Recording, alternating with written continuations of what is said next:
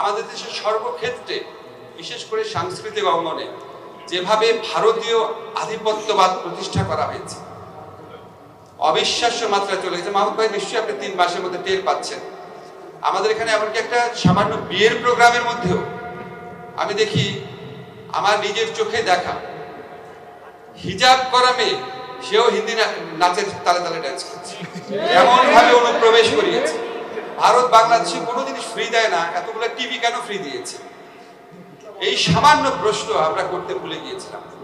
তো এই সাংস্কৃতিক আধিপত্যবাদের বিরুদ্ধে লড়াই করতে হবে কোনো অন্য দেশের প্রতি শত্রুতার থেকে না, নিজের আত্মপরিচয়, নিজের আত্মমহিমা, নিজের আত্ম অহংকারকে বোঝার জন্য।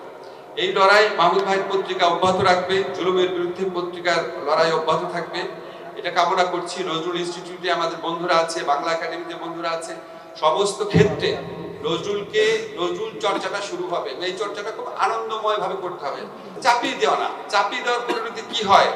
এই শত শত মূর্তি ভাঙার মধ্যে কিন্তু আপনারা দেখেছেন, চাপিয়ে দেওয়া দরকার নেই। এটাকে আনন্দময় ভাবে, উপভোগ্য ভাবে, সবার কাছে অংশগ্রহণ ভাবে, সবার কাছে জিনিসটাকে স্প্রেড করতে হবে।